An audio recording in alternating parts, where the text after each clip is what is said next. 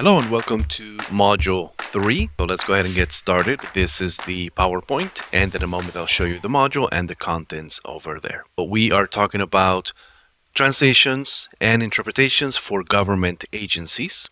This week we will cover the certificate forms, and we'll have the video lecture. On your own, you're going to do some grammar review. I'll show you what those resources are, including the tilde diacritica, which is very important in Spanish. We will review the assignments from modules 1 and 2, and then we'll have the homework, the class exercise, and the discussion.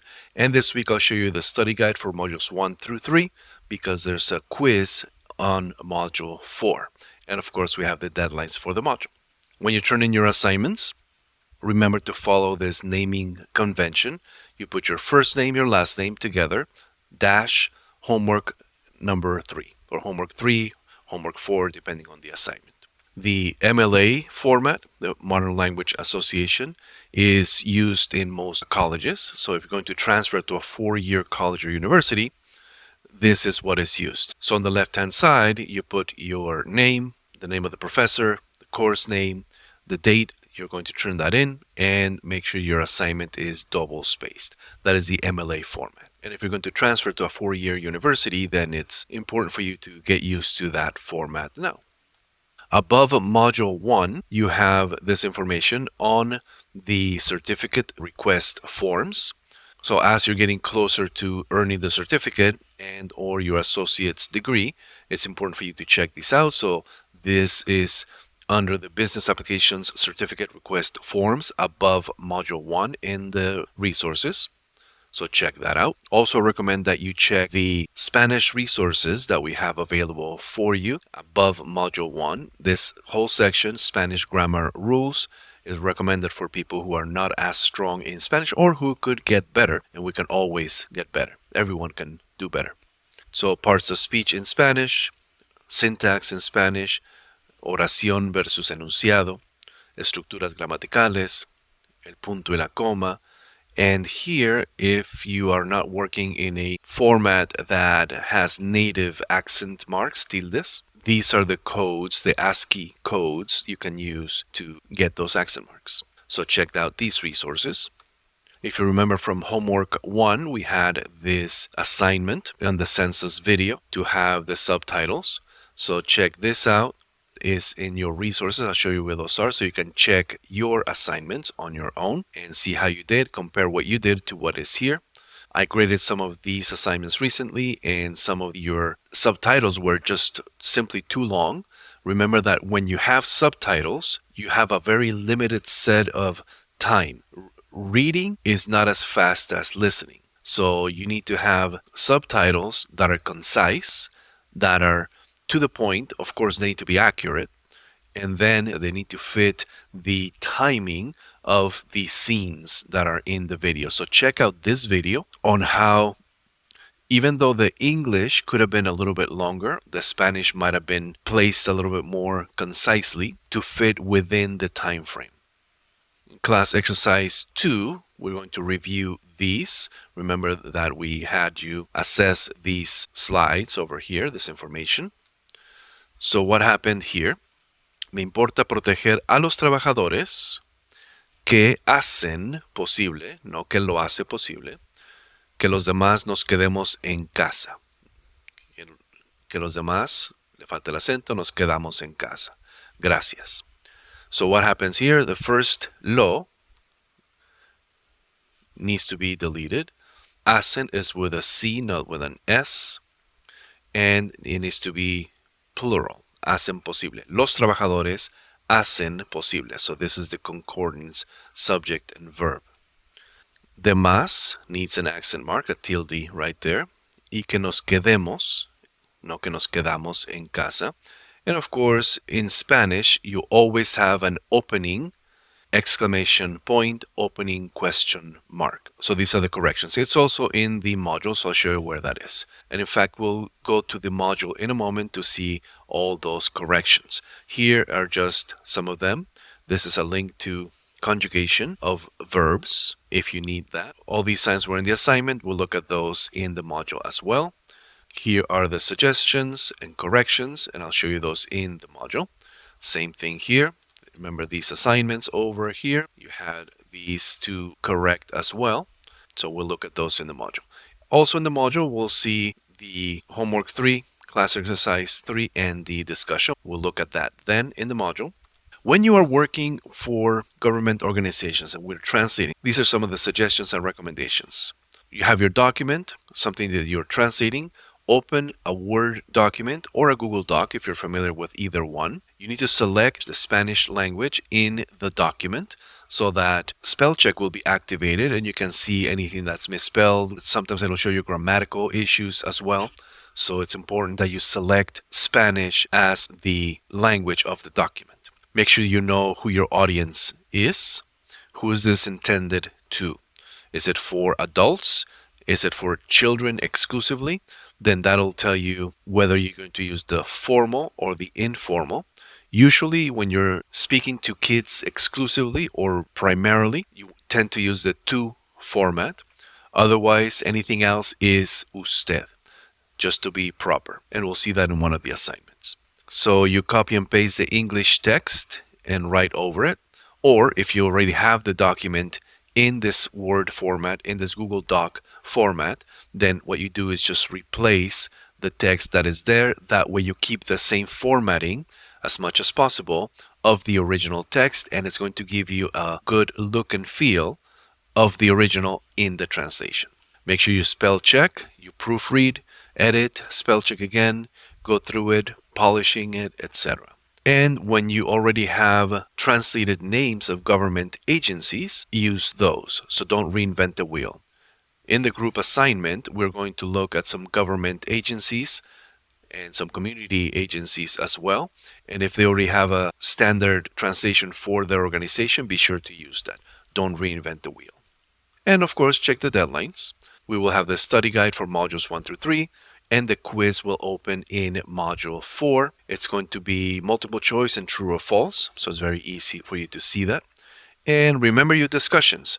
Don't wait until Friday. Of course, Friday is the deadline for everyone to submit their discussion post so that everyone else has a chance to respond over the weekend. But you don't have to wait. You can do that Monday, Tuesday, Wednesday, etc. Do it early in the week so that other people can go in and have their responses done and you don't have to take up your weekend to do all the responses. So Friday is the deadline, but you can do it much sooner. Sunday is the deadline for your comments to 2 of your classmates. But again, if you have posts early, then you can go ahead and get that done. Let's go to the module now. Here is the module contents. Relax. It seems long, but many of these are resources for you. So you have the introduction, the video lecture we're recording now. This is the review of the assignments we went over. This is the study guide. And here are some resources for you. So this is a video on how to fill out the certificate petition form and degree information. This is going to help you with class exercise 3, tips on writing an effective resume and resume template copy. This is a video on how to do the homework. So many of these are just resources for you. The assignments are right here. You have a homework, class exercise, and discussion. And of course, a review of what we have learned. This introduction here is what we'll talk about. We talked about all these. These are the assignments. This is the PowerPoint. If you want to open it, it might take a little while to load, or if you want to download it to use for yourself, you can do that here. And this is what we'll talk about, just so you have that information. This is the video lecture that I'm recording now, so that'll change. Here's a review of the assignments for modules 1 and 2. Watch this video and you'll see the proper placement of the subtitles. We'll watch for a few seconds. There will be parties again soon, and family gatherings. There will be parades, and sporting events, and concerts. To help our communities when they come back together, respond to the 2020 census now. Spend a few minutes online today to impact the next 10 years of healthcare, infrastructure, and education. Go to 2020census.gov and respond today to make America's tomorrow brighter. It's time to shape our future. You see how the subtitles were following the frames. For the most part, there was a tiny fractions of a second that was a little bit off. But for the most part, the Spanish was following the English and the English was following the images on the screen. So that's what you want to achieve. Check your submission with this. Of course, this is an example of it. This is a good example of a good translation. So check yours against this. It doesn't mean that this is the only way to translate, of course. There are many ways to do that. But the closer you get to this, even if you use slightly different words that mean the same thing, that's fine. For the other corrections, they're right here. So check these out, compare it to your submission. And here are the same suggestions for each one. So go through here. I'm not going to go through each line, but you have here the things that need to be changed. This is the corrected sentence here in bold, and here are the itemized changes that were done. Same thing here. This is the corrected sentence. These are the different suggestions and changes. One thing to note here, even though COVID is behind us now, for any emergency, for any rapid response situation that we need to do, we need to follow the same format. Try to get as much information about what is used, what are the official terms that are being used. For example, here, they use máscara without a tilde, right? Even though máscara should have a tilde, that is not the proper word for face masks, the ones that were used for COVID-19. Máscara is for something that covers the entire face, like the ones that are used for customs. The CDC recommended word is mascarilla for face mask. Other than that, here are the other suggestions and changes. Yo uso un cubreboca, una sola palabra, right? Como un acto de solidaridad para protegerte a ti y a tus seres queridos. So the period goes outside as per the Spanish grammar rules. And the same thing here. Uso un cubreboca no por mí, sino por nuestra comunidad. Same thing, quotation marks goes inside the period. Cubreboca is one word, not two as it is here. And most Spanish-speaking countries use tapabocas. So these are for you to check your assignments against these. This video from my colleague, Professor de la Torre, is a good video on how to fill out the certificate petition form and the degree information. So watch this. If you are on that path, if you're approaching that completion date, then follow this information. If not, then you can skip through it and come back to it later. But it's good to know. This is a video on writing effective resume and template copy. It's about 6 minutes, so go ahead and listen to that, watch this video, and here are some recommendations. Here is a checklist to go over important sections on your resume, and you have a template for your resume right here that you can use and adapt. And here are some action verbs. When you are filling a resume, you don't want it to be dull. You want your resume to stand out amongst others. So use action verbs to see what you were doing instead of I worked at. Everybody works. What did you do, right? I administered, I analyzed, I appointed. Okay? So management skills, communication skills. You didn't just talk to people, you addressed, you advertised, you arranged, you authored, you clarified. These action verbs catch people's attention better. If you have some research skills, research is very broad. So I analyzed, I clarified, I conducted, detected, diagnosed, evaluated. These action verbs, action words are going to help you stand out. Teaching skills, teaching is pretty common, but you can adapt, you can advise, you can clarify, you can communicate, you can facilitate. I instilled, motivated, persuaded. So go through these and add them, sprinkle them throughout your resume. So you have for the areas of financial, data skills, helping skills, organization skills, detail skills, and other verbs for accomplishments. Homework 3, I'll go over it quickly, but this is a more thorough video that my colleague Professor de la Torre recorded on how to participate in group assignments. If you've never worked on a group assignment in Canvas, then watch this video and you can participate in the homework. And the homework is right here. And she references homework 4 that was in her class, but for us it is homework 3. Other than that, this is a very thorough and good explanation on how to do group projects. And our group project is here, homework 3. It's a group exercise, but you will be graded in your individual effort. These are the instructions.